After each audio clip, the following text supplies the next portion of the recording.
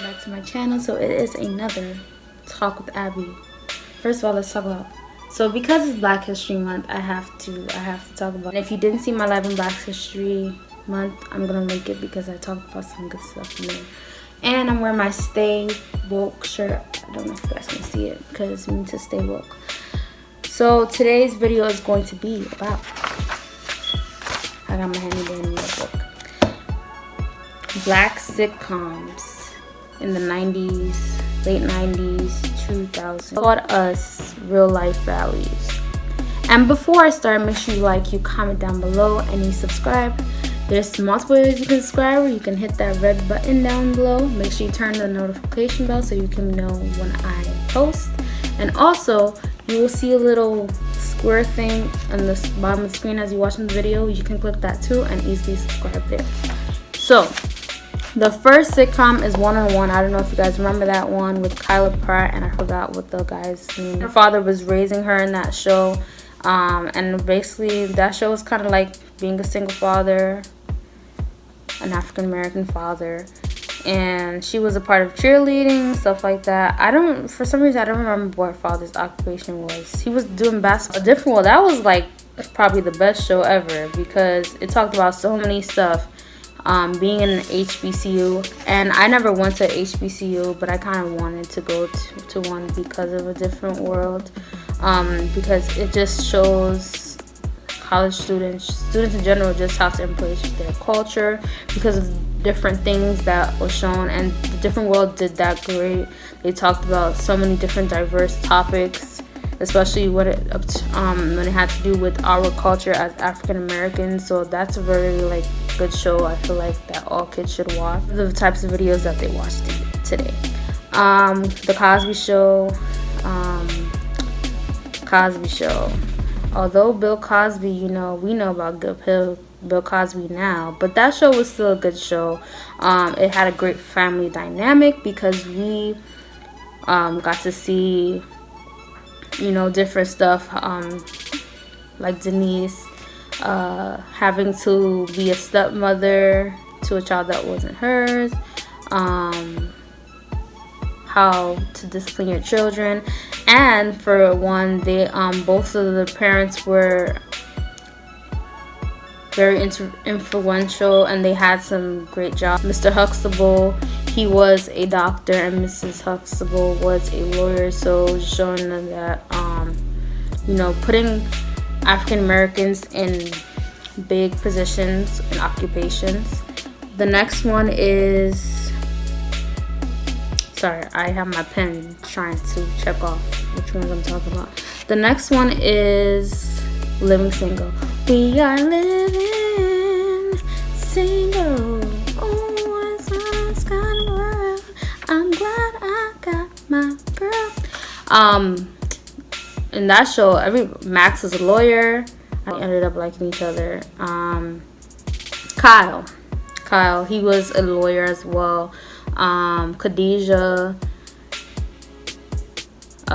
she was the CEO of her own company. Her cousin, her cousin worked with her. And Sinclair, she was a fashion designer, and I don't know why I can't remember, and who was he did plumbing and stuff like that. So they also had very high, influential careers, showing us that we can achieve everything we wanted. Girlfriends, the same thing, influential. My girlfriends, they're for anything. My girlfriends. The Parkers. We're the Parkers. We're doing things, come join us. Hear the Parkers. Ooh, Parkers. Yay, mama. Moesha. Think of Moesha. M to the O to the E to the all in the morning, dinner, the sun. It's me. Now I realize my responsibilities. It's me. My best friend's always on my mind. You gotta be down, come on. Gotta do what I gotta do. Gotta move, Moesha.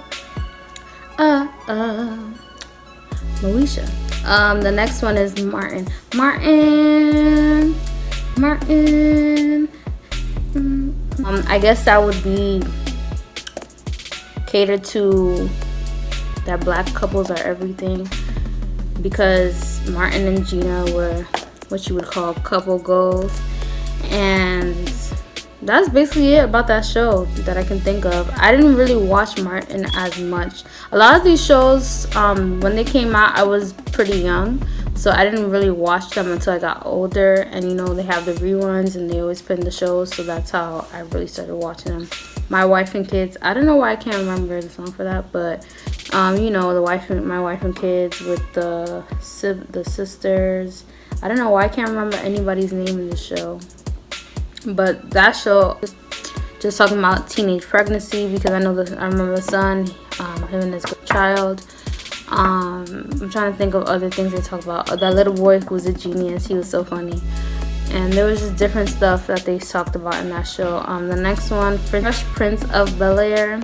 I pulled up to the house about 7:30 and I yelled to the cab, "You're home, see you later.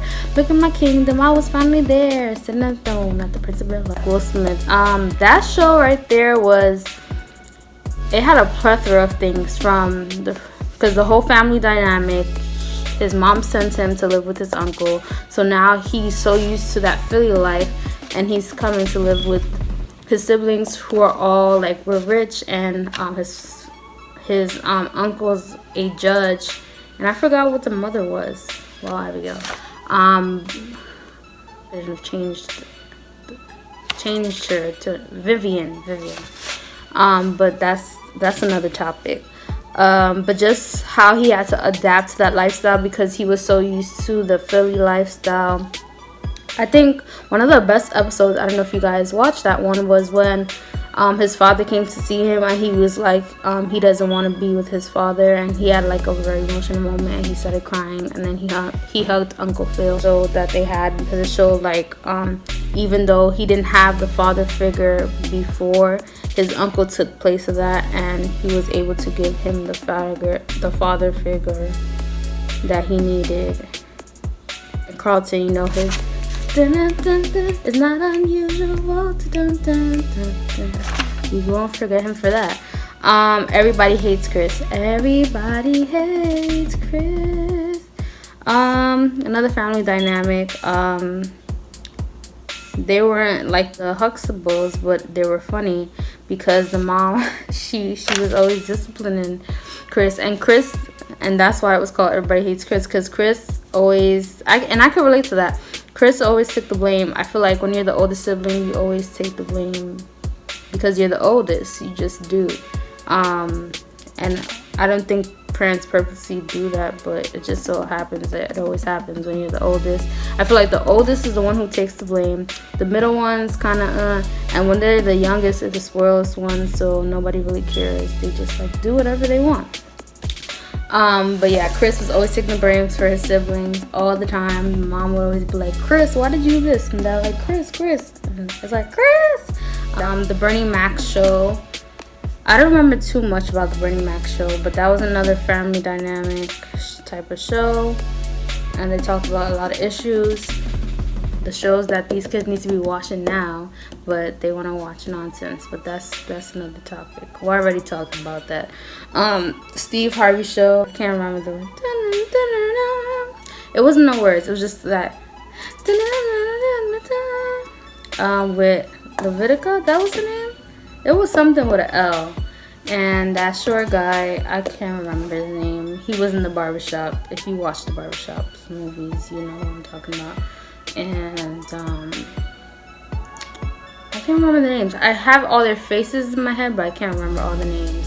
But that was another show where they talked about a lot of different things, different issues. Especially, I feel like, because Steve Harvey, even though he was a music teacher, the students learned a lot from him, so that's why it was easy for them to relate to him, if that makes sense. Half and Half, I don't remember the song. The two girls basically half and half because they share the same father, different mothers, and just that was basically a show to teach, I guess, just people who have share maybe share one parent, like how to live life together, because they lived in the same building, just one lived upstairs and one lived downstairs.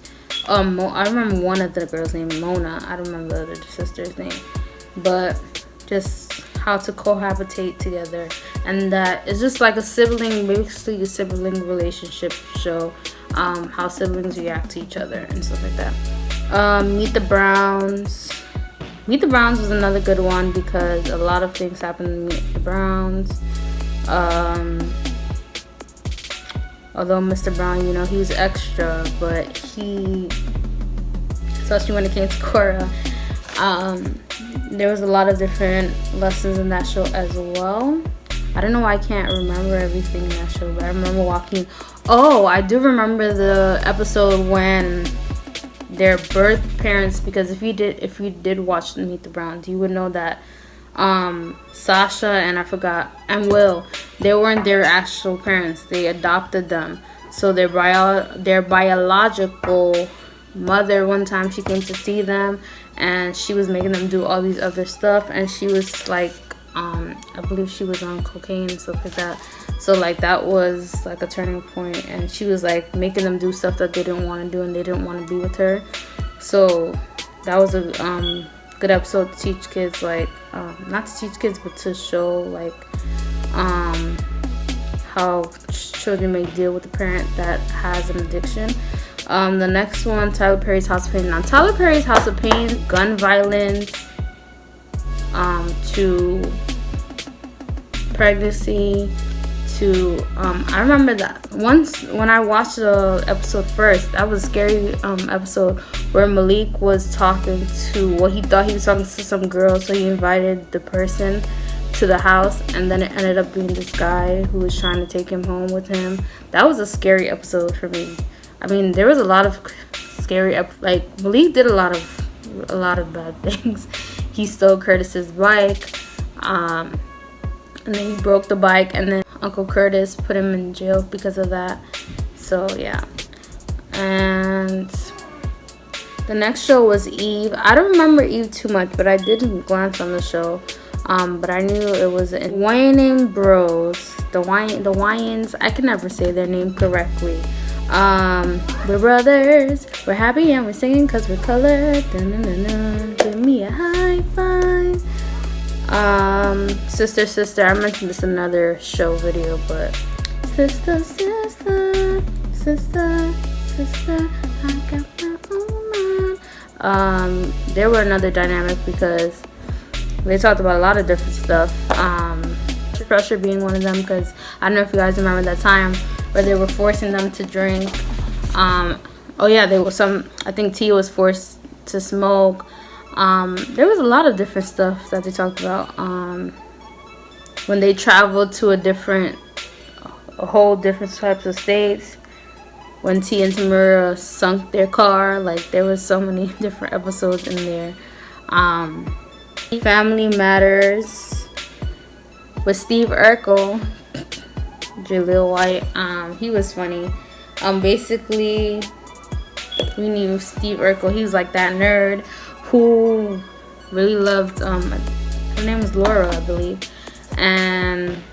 but she thought he was too nerdy, so she didn't want to date him, and it was so funny. But then when he created that machine that turned him to, what was it? I don't remember what the name was of his. It wasn't his real name. I don't remember. Was it just Steve? Let me know in the comments. I don't remember what the real person was when he wasn't a nerd and it changed him. What his name was, but he was really funny and entertaining to watch, and Eddie's friend, he was interesting too. The last show is the Jamie Foxx show. I didn't watch that as much, but again, another comedy show. And what's her name? She's Haitian too. You'd think I would know my fellow Haitian people.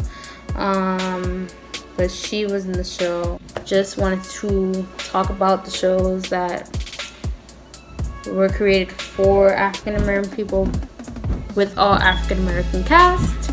Make sure you like, comment, subscribe, and I'll see you guys in the next one.